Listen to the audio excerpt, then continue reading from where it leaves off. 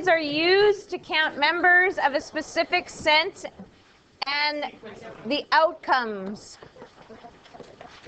of an event. So a restaurant has the following options for pizza. Meat, there's your choice of pepperoni and bacon, veggies, onion, green peppers, and mushrooms. And now we're all hungry.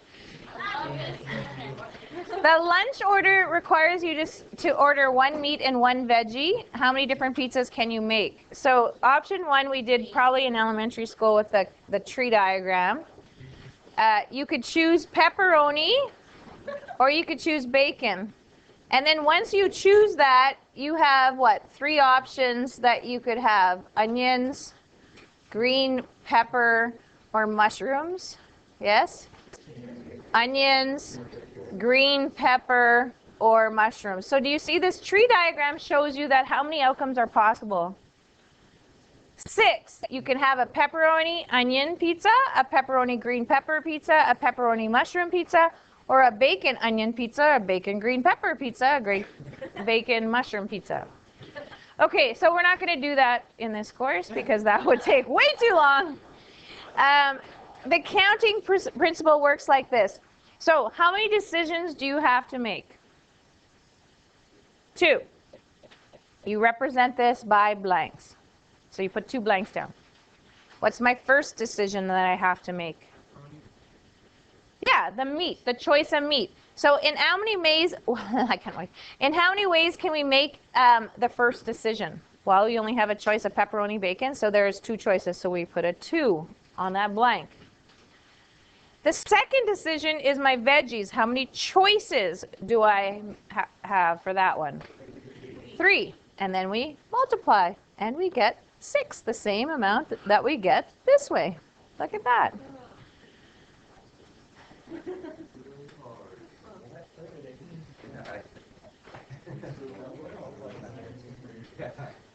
Okay. When dealing with small numbers, of course, the tree diagram might work. However, when we're dealing with very large numbers, we must learn to count using the fundamental counting principle, FCP. The multiplication principle says, and you see the keyword "and" in the question, if a decision can occur X different ways and Y and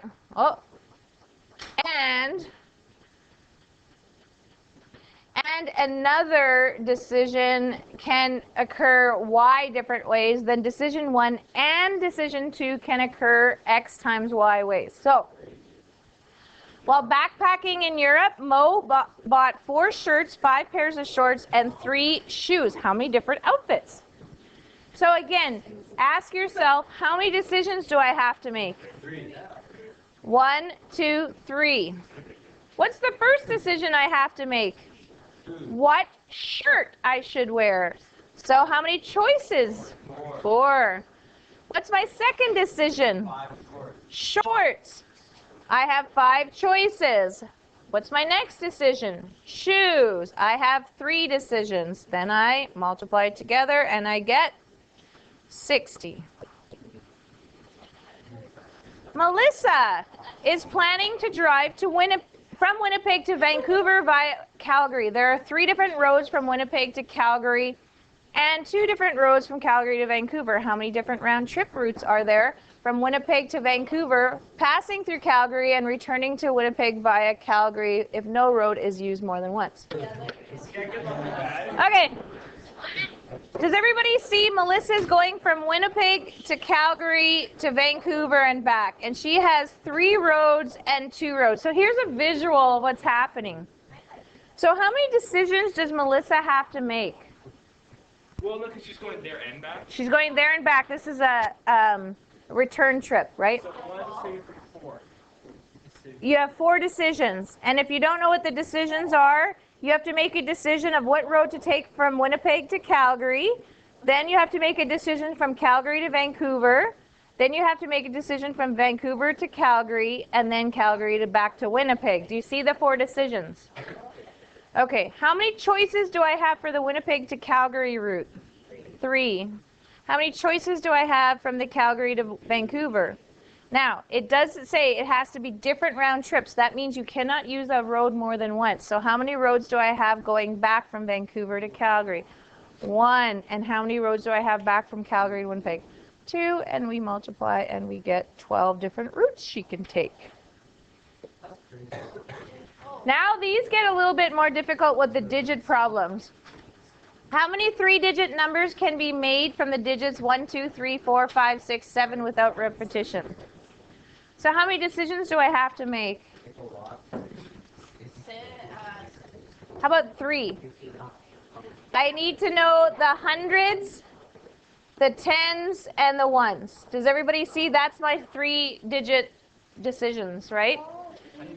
Hundreds, tens, and ones. So how many choices do I have for the 100 spot?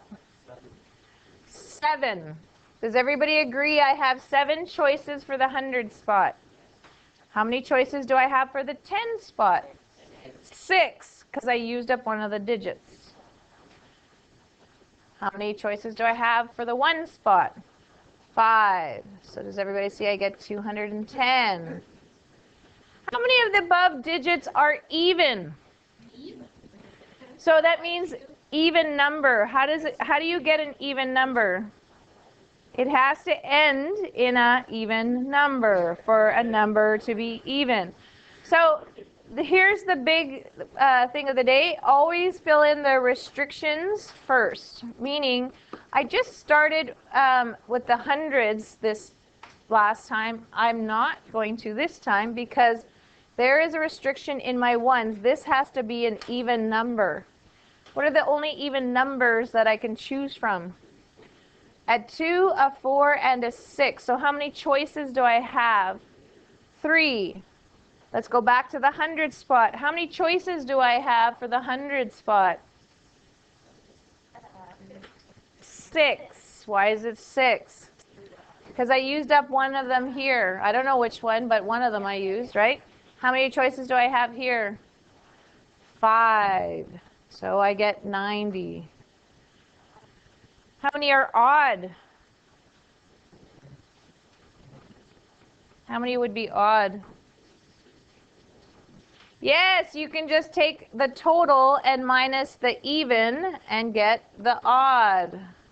But if you didn't realize that, then how do you make an odd number? It has to end in an odd number. How many choices do I have for odd numbers? 1, 3, 5, or 7. So I have 4. Once I use up one of those, how many do I have left for my 100 spot? 6, then 5. Does everybody see I get 120 no matter what? How many are greater than 300? Ooh, I have another restriction. How do I make a number greater than 300? It has to be a 3 or greater. So it can be a 3, a 4, a 5, a 6, or a 7. I like writing them out. Actually, at some point, you have to discuss what your things are. So if it's just a 1-mark question, you don't have to actually describe it. But if it's more than 1 mark, you need to describe what's going on here. So does everybody see I have 5 choices? How many choices do I have for the 10 spot now? 6. And how many do I have for the 1 spot?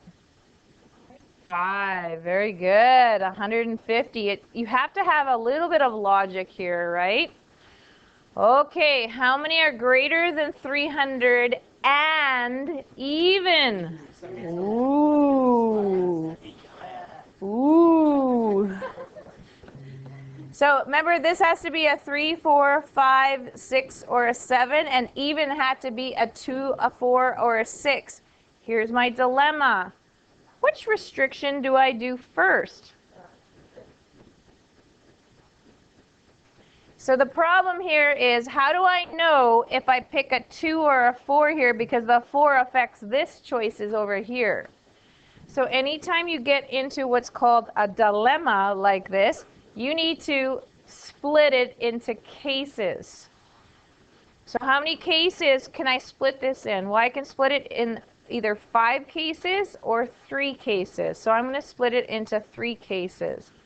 So case 1 is ending with a 2, which means I can have a 3 through 7 here, Case, now this is a requirement. This is a more than 1 mark question. So now you actually have to describe what these cases are.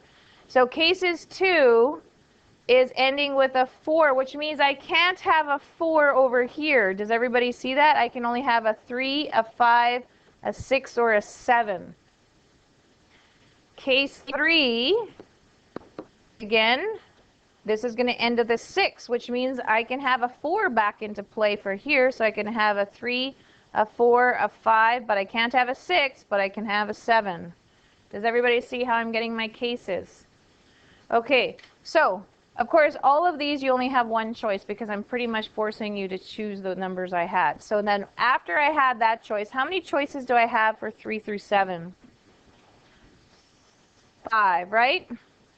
I've used up 2 of the numbers. How many choices do I have for the 10 spot?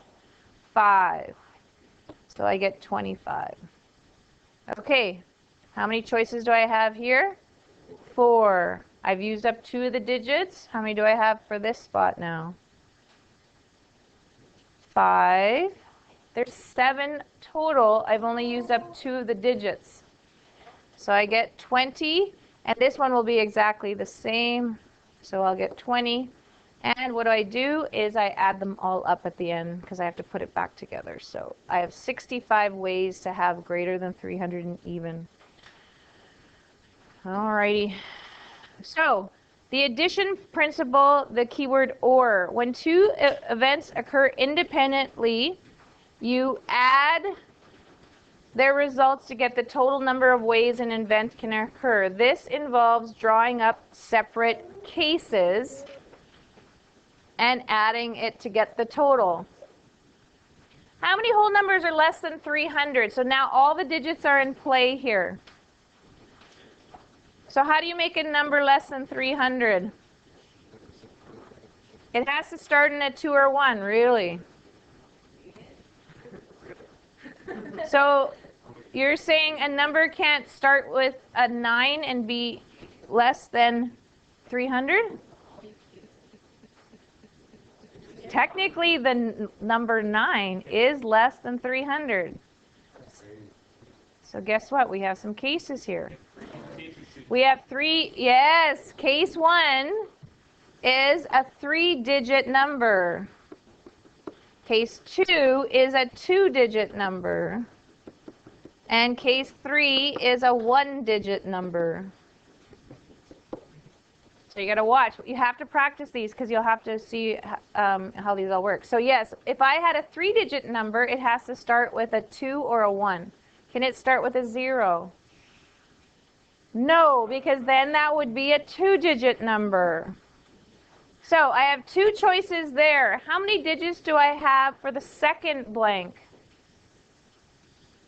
How many digits are there from 0 through 9? 10. It doesn't say anything. It says how many whole numbers are less than 300? There's 10, 0 through 9. So if I've used up 1 in the first spot, how many do I have? 9. How many do I have for the next spot? 8. So this is 72 times 2, which is 144. Okay, now I have a 2-digit number. What's the only restriction in a 2-digit number? It cannot start as a 0, yes. So I'm just going to put a 0 and you can't use it. So that means I have 9 choices. Does everybody agree?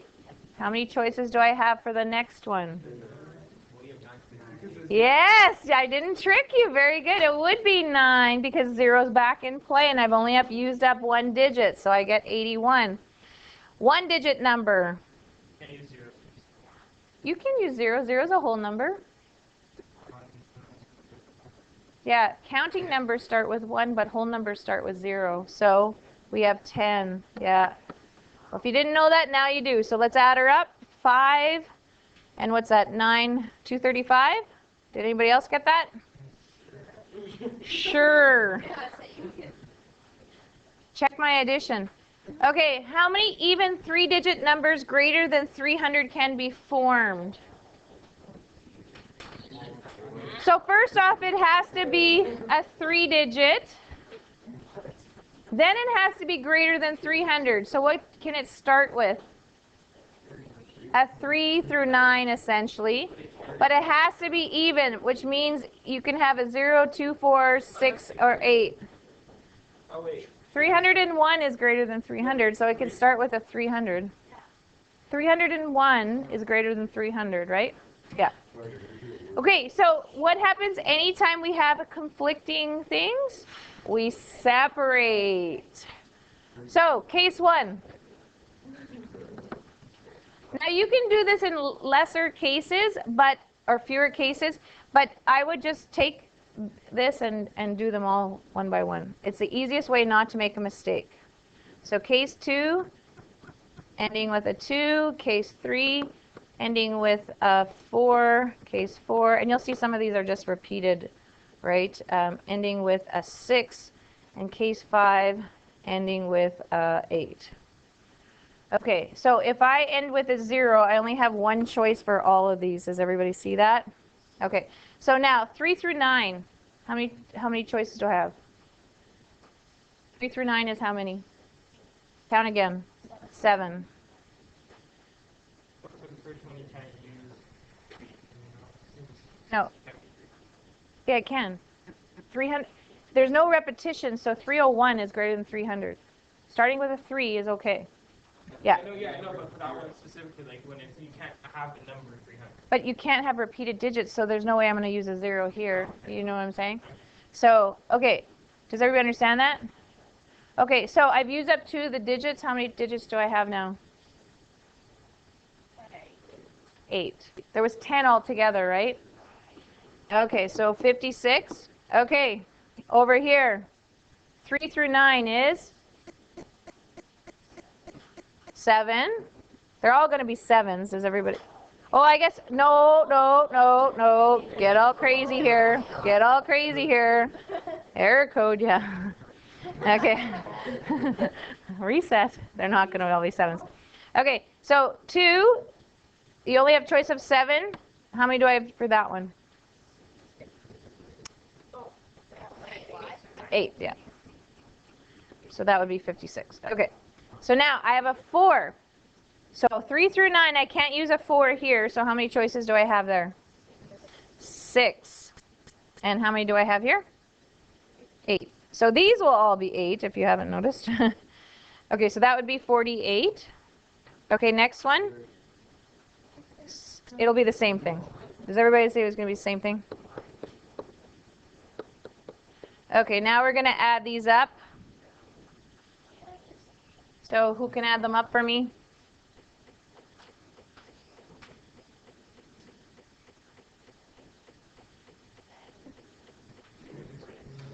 $256. Anybody agree?